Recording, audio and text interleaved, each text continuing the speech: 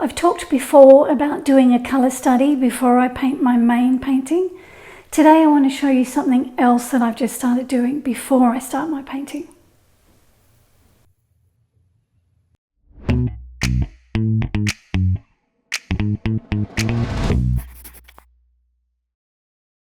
I've been doing these little graphite pencil studies of my subject before I start painting, and I'm finding them really helpful. So much so that when I did this Wren painting, I used this graphite study more than I used the reference photo to help me finish the painting.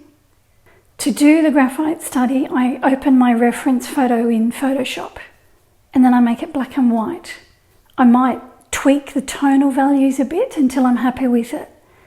Then I use the black and white version of the photo to make my drawing. I use an ordinary graphite pencil and some drawing paper. And this drawing probably took me about an hour or so to complete. And it was time well spent. I was able to work out the different tonal values of the painting. I could increase the contrast in the places where I wanted focus, and I could decrease it in the areas that weren't so important. I was able to soften some of the external edges, and I could blend some areas together that are highly detailed on the reference photo. I could leave out some of the detail and I could simplify it on my drawing. I was also able to add some background and see where I wanted to paint that. So it was a really useful exercise. From here, I could do a colour study as well. Or if I'm feeling confident about where I was going with the painting, I could just start painting the main painting straight away, which I did with this painting. This is painted on Arches cold press paper, 640 GSM in weight. I used 3 colours, Prussian blue, burnt sienna and sepia, and I used some neutral tint to deepen the Prussian blue. As I said, I started with this little graphite study of the Wren, and it took me probably no more than an hour to do this. And I'm glad that I did, because it really did help me when I started painting the Wren.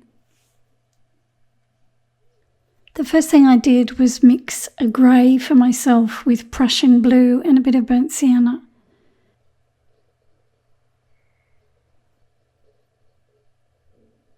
I tested it out on a piece of paper to make sure it was the colour that I wanted.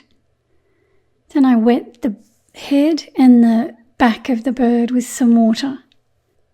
I want to work on the wet paper here to keep all my paint edges soft.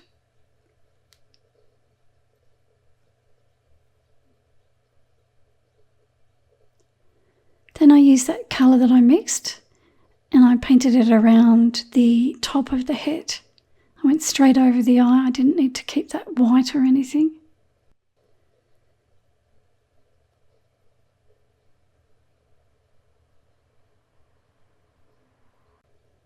Then I added some more burnt sienna to the mix to warm it up, and I started to drop that in. So this is burnt sienna with a touch of Prussian blue in it. I use my reference photo mainly as a colour reference more than anything else.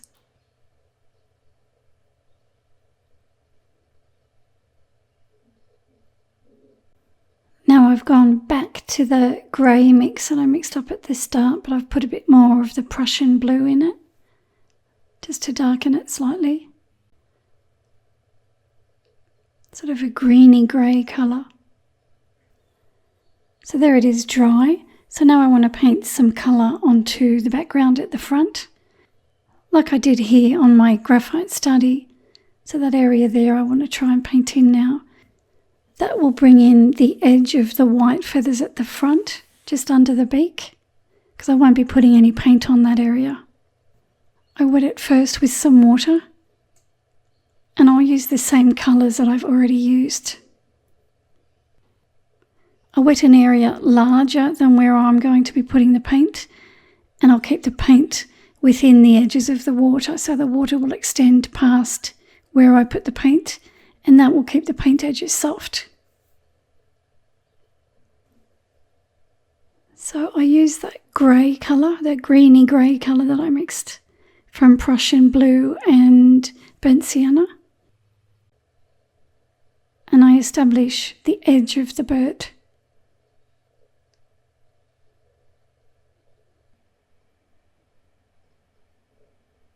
I want a hard edge here under the beak so that I can draw attention to the head.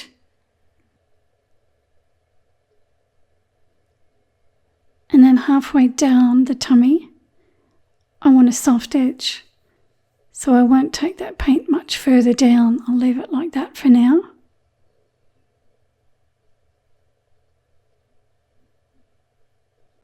I'll drop a bit of the brown in there that I used on the back. So that was burnt sienna mixed with a touch of Prussian blue. Now, as I said, I didn't want to continue the hard edge down further.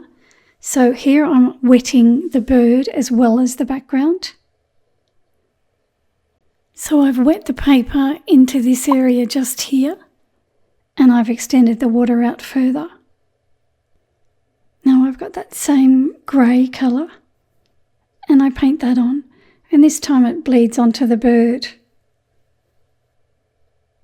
So that's going to give me a contrasting soft or lost edge on the side of the bird. I'll drop a bit of that warm colour in there as well. Now I've got two edges that I don't want, this one here and this one here. So I have to wipe my brush over those so that you can't see where they finish. So I use my damp brush and I soften away the paint edge. And I'll do the same down here along this edge. Just rub it away, and then it just gently fades away and you can't really see where it stops and starts. Looking at it, I can see I need a bit more colour out here, so I'm dropping that on before the paper dries. So there it is, dry. I've also washed some grey onto the wing feathers and further down the back, and I also painted in this section here. You can see here now that it's dry, this section where I allowed the background paint to creep onto the front of the bird has given me a soft or a lost edge along the front. I've got the hard edge up here and this soft or lost edge down here. And it was my graphite study that guided me when I painted that rather than the reference photo. So here on the reference photo, there's a hard edge running down the front of the bird. But on my study, I made it a soft edge because I blended it into the background so that it would become a lost edge. And that's what I wanted to do on my painting, and my study helped me visualize that. Now I want to start painting the flight feathers. So I've mixed some sepia with some Prussian blue.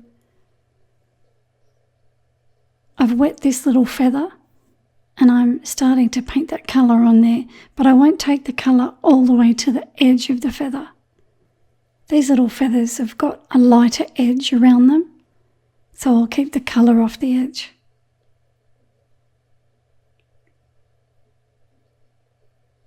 I keep going, washing in the others, but I leave a feather in between the one I'm working on so that I don't disturb the one that I've just painted.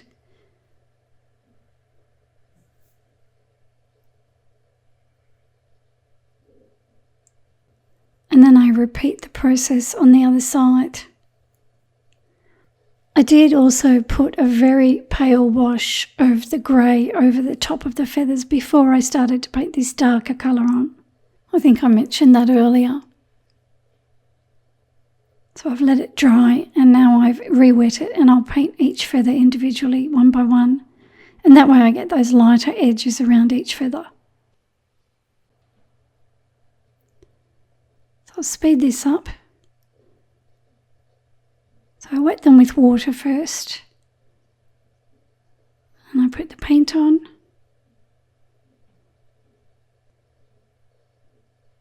I try not to disturb the one that I've just painted.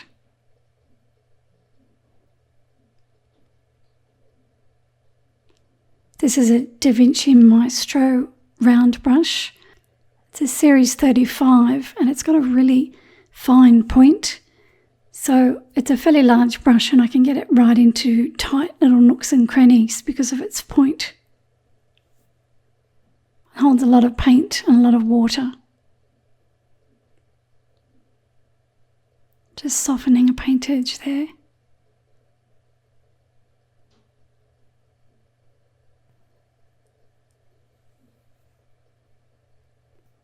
On this large one here, I'm going to drop some sepia onto it while it's wet. So this is sepia.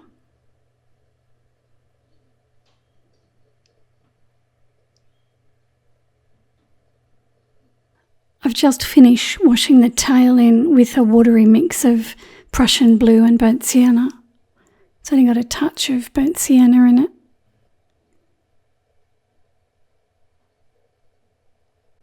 I let that wash dry and I re-wet the top section. Now I've got some Prussian blue mixed with a bit of neutral tint. And I'm going to darken this top section. I don't want any edges on the top of the feathers here, so I'm washing them all in at once. When I painted this area of the tail, I was looking at my graphite study more than the reference photo. I used a fairly dark value there and I lost all the edges of the feathers. They all blended into one, and that's what I wanted to do on my painting.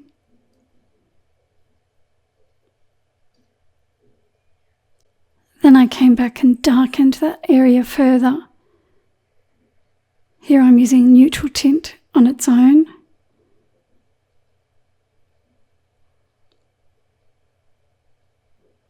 After I completed the tail, I came back to the wing feathers and I started to add a few shadows where one feather sits on top of another. I used this same colour that I used to wash them in, but it's a little bit darker this time. That was sepia mixed with Prussian blue.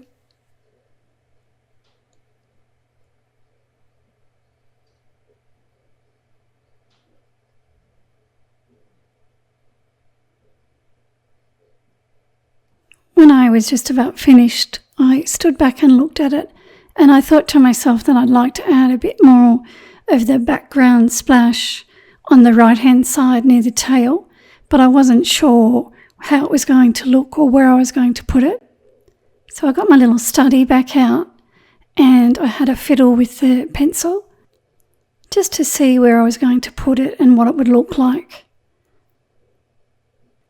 So this gave me a bit of an idea of what it would look like before I committed to putting the paint on the paper. So when I was happy with that, I wet that area with some water, but I wet an area larger than where I'd put the paint, the same way I did the other side. I wanted to make sure that my paint edges would remain soft, so I didn't want the paint flowing all the way to the edge of the water. I mixed some more of the grey from Prussian blue and burnt sienna. I wanted a similar colour.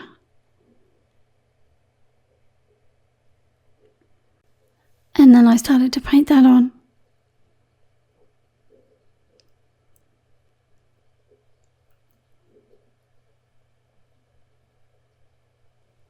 I dropped some of the brown in there as well.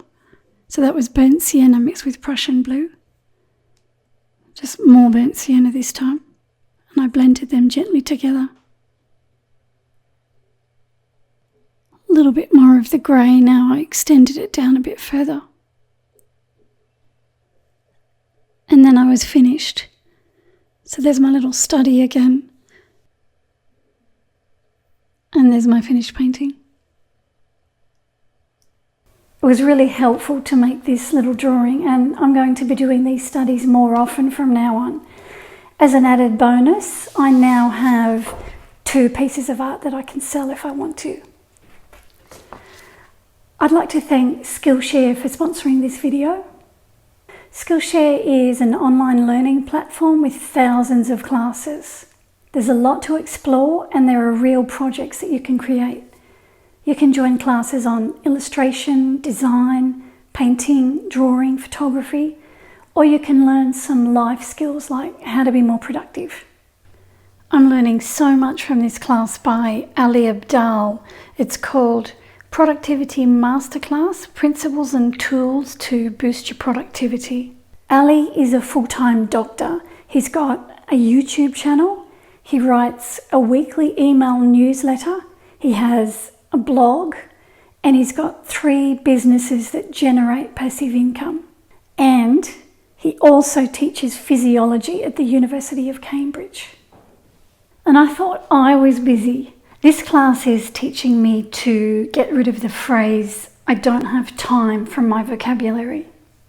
I find that with all the work that I do for my tutorials and with the work I do for this YouTube channel, I don't get a lot of time to paint, which is what I really want to do. And by watching this class, I'm learning to become more disciplined and take control of my time. And I will do anything to get more painting time. An annual subscription to Skillshare costs less than $10 a month, so it's really good value. If you want to take a look at Skillshare and see some of the classes that are on there, I've included a link with this video. The first 1,000 people who click the link in my description will get a free trial of Skillshare Premium. Okay, thank you for watching my video. I hope that it was helpful. Please give this video a like and subscribe to my channel, because I'll be back next week with a new video for you. I'll see you then.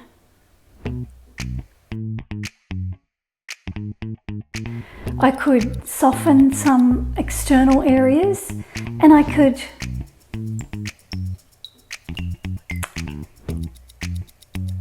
soften some external areas. It doesn't make sense. So it was a very useful exercise. From here, I could do a cuddle study.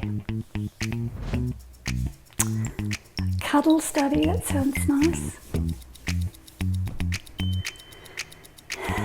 Let's do a cuddle study.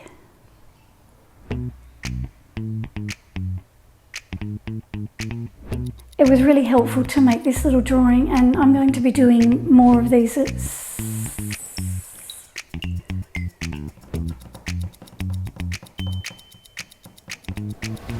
And I'm going to be doing more of these studies more often from now on. As an added bonus, I've got 2 pieces of art that I can sell if I want to. It was really helpful to make this little drawing, and I'm going to be doing these studies more often from now on. As an added...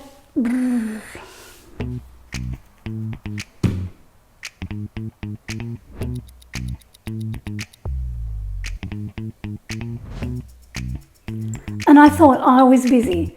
He's teaching me to scrub the phrase, "I don't have time," from my vocabulary. I can't say vocabulary. And I thought I was busy. He's teaching me to scrub the phrase, "I don't have time." What's this?